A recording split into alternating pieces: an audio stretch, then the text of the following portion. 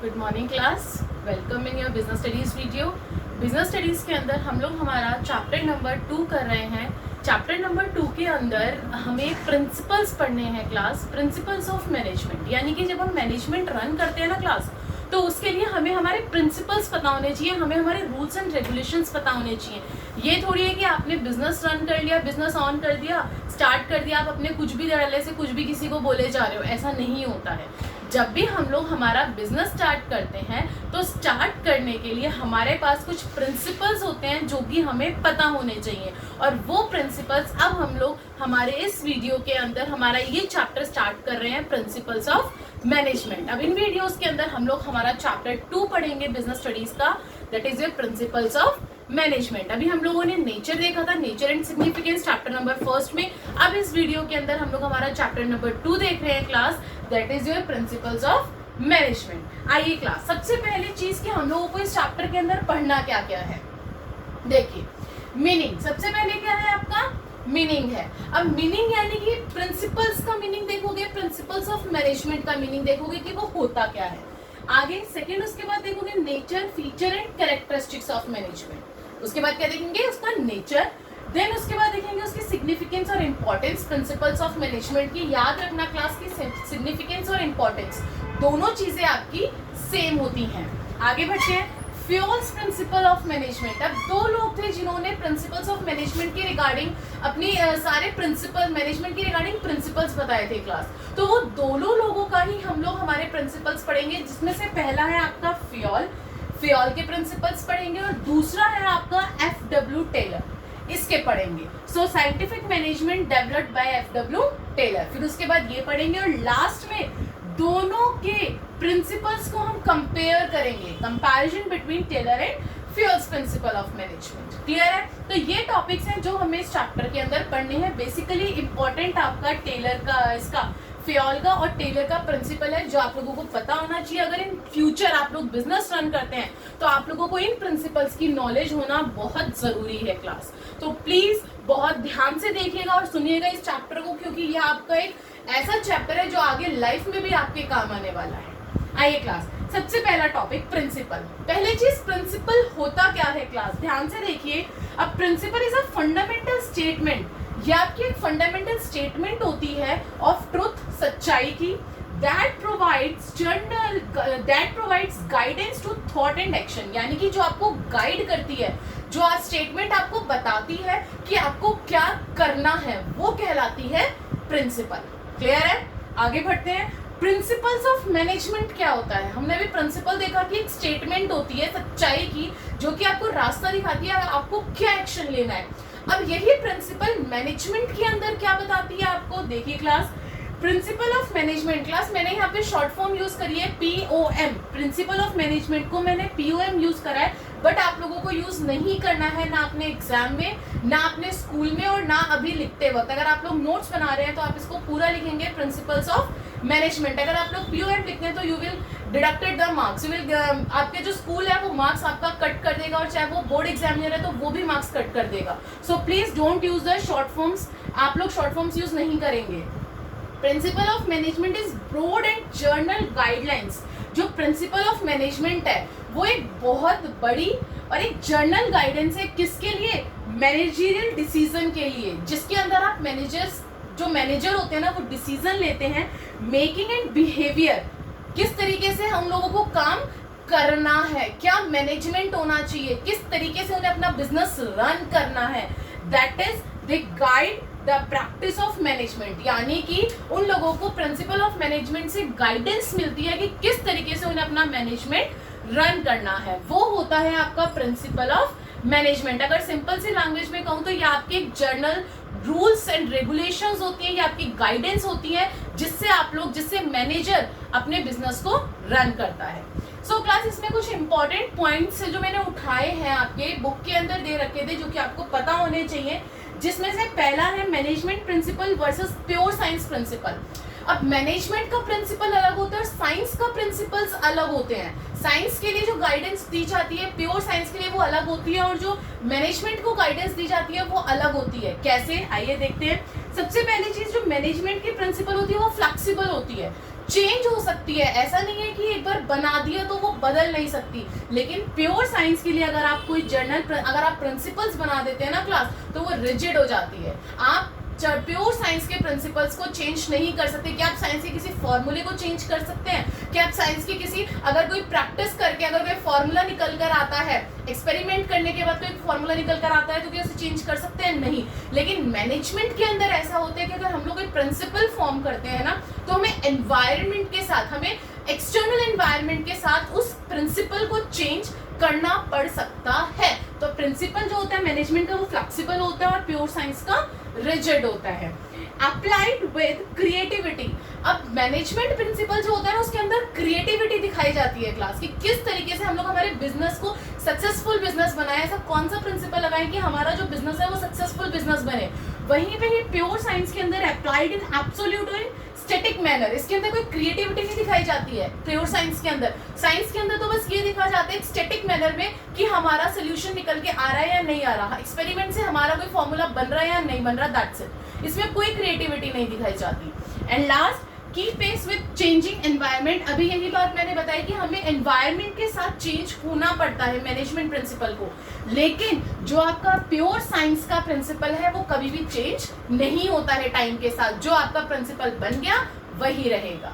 समझ में आई? अब आया समझ में कि मैनेजमेंट का प्रिंसिपल और साइंस का प्रिंसिपल कितना डिफरेंस है, जमीन आसमान का फर्क है दोनों के अंदर।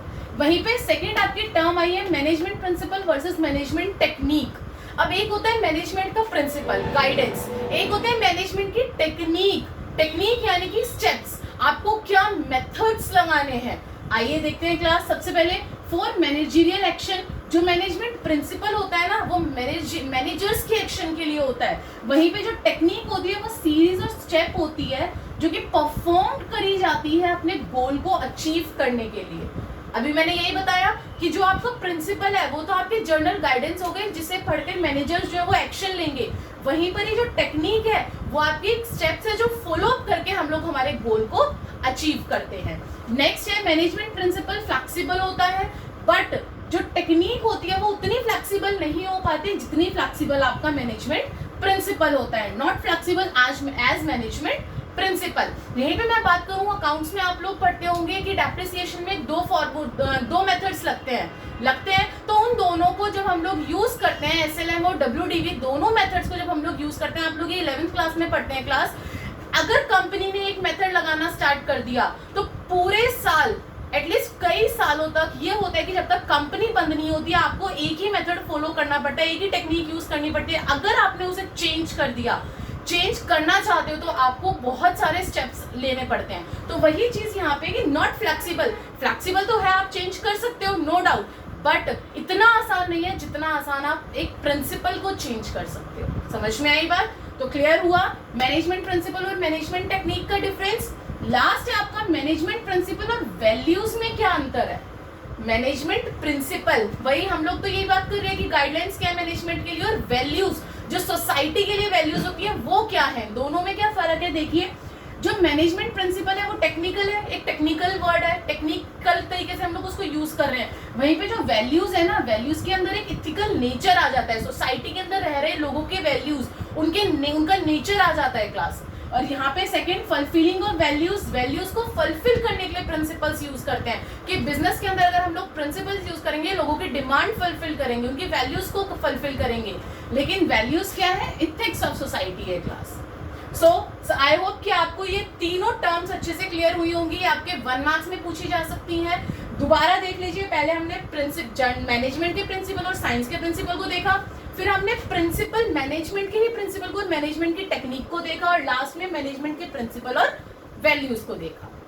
अब हम लोग हमारे नेक्स्ट पॉइंट पे आते हैं, that is your nature and feature of principal of management और कैरेक्टरिस्टिक्स। एग्जाम में किसी भी नाम से आ सकता है, नेचर, फीचर और कैरेक्टरिस्टिक्स। आइए क्लास, सबसे पहला यूनिवर्सल एप्लीकेशन। ये तो आपको सुन के भी पता चल रहा होगा कि ये यूनिवर्सल होता है। जो प्रिंसिपल्स होते हैं ना, ये हर ऑर्गेनाइजेशन में, हर बिजनेस में, इवन आप घर में भी आप अपना प्रिंसिपल्स देखना यूज करते हैं। जब हम लोग आगे प्रिंसिपल्स पढ़ेंगे ना, आप खुद कहेंगे कि हाँ मैम ये प्रिंसिपल तो हम लोग घर में भी यूज करते हैं। तो ये ऐसे होते हैं प्रिंसिपल्स ऑफ मैनेजमेंट क्लास, ये जनरल गाइडलाइंस ऐसी होती हैं जो आप मोस्टली हर जगह यूज करते हो, applied in all type of organisation, हर तरीके की ऑर्गेनाइजेशन में, बिजनेस में as well as non business में। जरूरी नहीं है कि आप बिजनेस में ही यूज करो, बिजनेस रन नहीं कर रहे तब भी आप इन प्रिंसिपल्स को यूज करते हो। Second, journal guidelines. अभी हम पढ़कर आए हैं इसके डेफिनेशन से कि ये जर्नल गाइडलाइंस है। ऐसा नहीं है कि हाँ भाई इसको बहुत तरीके से बनाया गया है या फिर ये कह लो कि ये रेडीमेड है, नहीं, ये आपकी जर्नल गाइडलाइंस निकाली गई हैं जिससे आपका बिजनेस जो है वो अच्छे से अच्छा रन कर सके। General guidelines to action do not provide readymade solution. ये कोई रेडीमेड सोल्यूशन नहीं है आपका कि हाँ भाई खरीदा है और किसी ने बता दिया चलो हो गया। ये जो प्रिंसिपल्स है, ये जर्नल गाइडलाइंस निकाली गई है हमारे बिजनेस को रन करने के लिए, सक्सेसफुल बनाने के लिए। As business environment is ever changing और डायनामिक। जो बिजनेस एनवायरनमेंट है ना क्लास, वो डायनामिक होता है, वो एवर चेंजिंग है, हम इसे कभी भी चेंज अपने हिसाब से कर सकते हैं।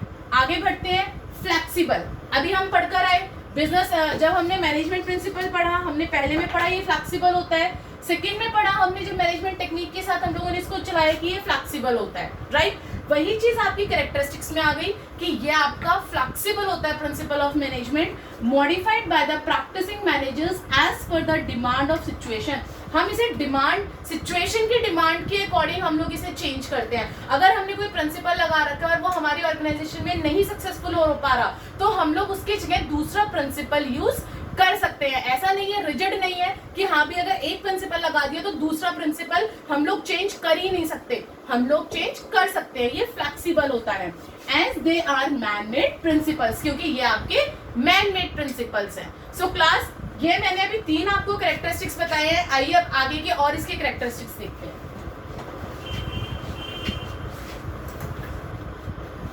यस क्लास, अभी हम लोगों ने हमारे 3 कैरेक्टरिस्टिक्स देखे प्रिंसिपल्स के, प्रिंसिपल्स ऑफ मैनेजमेंट के। सॉरी, क्या क्या था? फ्लेक्सिबल होता है, एक जर्नल गाइडलाइन होती है, और क्या देखा था हमने?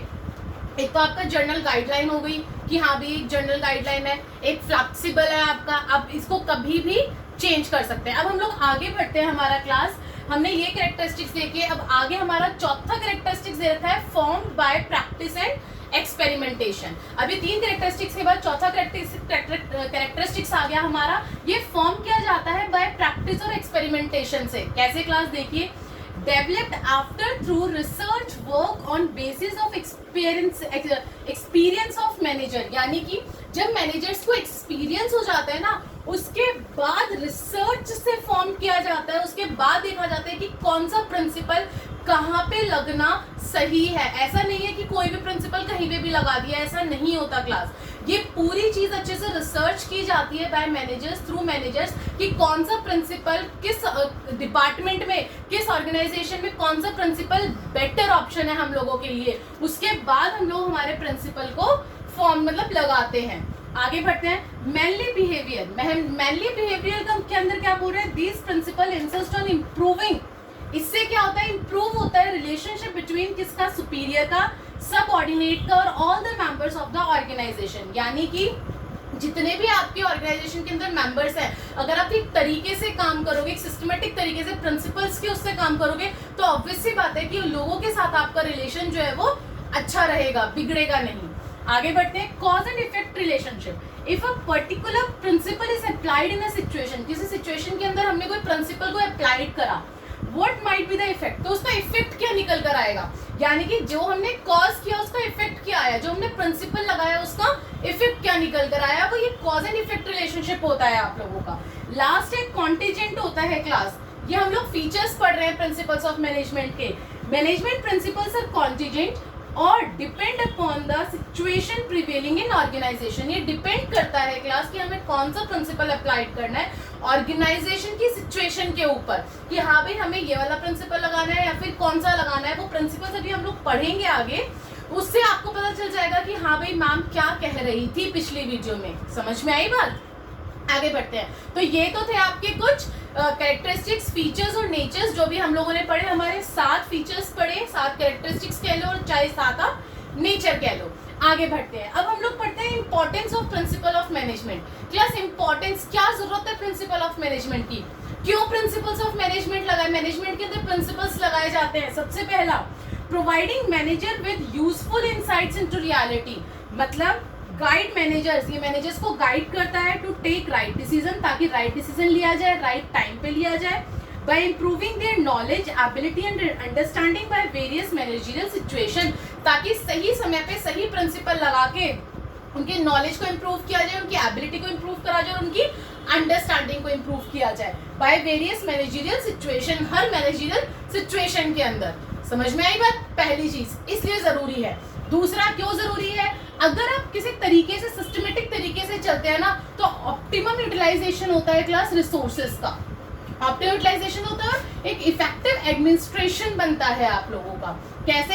Optimum utilisation of resources by coordinating the physical, financial and human resources. अब जब सारे लोग ये सारे रिसोर्सेज मिलके चलेंगे, चाहे वो फाइनेंशियल रिसोर्स हो, चाहे वो आपका ह्यूमन रिसोर्स हो, चाहे वो आपका फिजिकल रिसोर्स हो, तो ये साफ सी बात है कि अगर तीनों रिसोर्सेज मिलके चल रहे हैं तो आपका कहीं वेस्ट हो ही नहीं रहा कोई रिसोर्स। हाँ भाई, एक तरीके से एक आदमी मशीन चला रहा है, ये नहीं कि मशीन खुली छोड़ के चला गया, पूरी रात मशीन चलती रही, मशीन से कोई काम नहीं हुआ, तो इस तरीके से नहीं होता। अगर आपका फिजिकल रिसोर्स, यानी कि मैं आपका फिजिकल रिसोर्स में मशीन ले लेती हूँ और ह्यूमन रिसोर्स में एक आदमी को ले लेती हूँ, अगर उन दोनों के बीच में कोऑर्डिनेशन अच्छा नहीं होगा, वो मशीन चला गया, चलती रही, क्या हो गया? वेस्ट हो गया ना, ऑप्टिमम यूटिलाइजेशन तो नहीं हुआ। तो हर तीनों रिसोर्सेज के बीच में आपका कोऑर्डिनेशन होना बहुत जरूरी है। आगे बढ़ते हैं। Design to get maximum benefit from the human efforts and other resources, यानी कि जो प्रिंसिपल्स है वो इस तरीके से डिजाइन किए गए हैं क्लास कि आपको मैक्सिमम से मैक्सिमम बेनिफिट मिले, किसको? ह्यूमन एफर्ट से और अदर रिसोर्सेज से, कि आप जो है इन प्रिंसिपल्स को अप्लाई करके, इन गाइडलाइंस को अप्लाई करके आप लोग जो है वो maximum benefits to get maximum benefits ले सके, किससे? ह्यूमन एफर्ट से और बाकी के सारे रिसोर्सेज से, उनके एफर्ट्स जो है वो बेकार ना जाएं। आगे बढ़ते हैं। तीसरा है scientific decision. Management principles tend to be more realistic, ये रियलिस्टिक होते हैं क्लास, बैलेंस्ड होते हैं, फ्री फ्रॉम पर्सनल बायस। ये नहीं कि हम लोगों ने किसी के देखकर हम लोगों ने ये प्रिंसिपल्स बनाया कि नहीं भाई इसमें उसका फायदा होगा, इसमें बी पर्सन का फायदा होगा, इसमें कोई पर्सनल बायस नहीं होता। ये आपका एक साइंटिफिक डिसीजन है, इसमें किसी को कोई झगड़े वगड़े की नहीं है कि हाँ भाई एक को फायदा कर रहा है दूसरे को नुकसान कर रहा है, ऐसा नहीं होता है। समझ में आई बात? आगे बढ़ते हैं। Meeting the changing environmental requirements, provide effective and dynamic leadership, इससे आपको एक इफेक्टिव और डायनेमिक लीडरशिप मिलता है। Principles helps the organisation to implement the changes, ये आपको हेल्प करता है कि अगर एकदम से कोई चेंज आ जाता है ना, तो आप लोग उस चेंजेस को क्या कर सको? एक्सेप्ट कर सको, अडॉप्ट कर सको इजीली, प्रॉब्लम ना हो आप लोगों को। नेक्स्ट है फुलफिलिंग सोशल रिस्पॉन्सिबिलिटीज, ये सोशल रिस्पॉन्सिबिलिटीज को भी फुलफिल करता है। कैसे करता है? देखिए, also guide managers in performing social responsibilities. कैसे? Example, equity and fair remuneration. देखो, सोशल से क्या मतलब होता है आप लोगों का? सोसाइटी की रिस्पॉन्सिबिलिटी कैसे फुलफिल करता है? आपका एक प्रिंसिपल होता है इक्विटी और फेयर। इक्विटी आपका प्रिंसिपल है, ठीक है? तो इक्विटी जो प्रिंसिपल, अभी हम लोग जो आगे पढ़ने वाले हैं उससे क्या पता चलता है कि इक्विटी यानी कि इक्वल और फेयर रेम्यूनरेशन दीजिए आप लोग अपने एम्प्लॉयज को। तो क्या हो गया? ये सोशल रिक्वायरमेंट है ना, जिसको एक प्रिंसिपल क्या कर रहा है? फुलफिल कर रहा है, तो हुआ ना फुलफिलिंग सोशल रिस्पॉन्सिबिलिटी। आगे देखते हैं।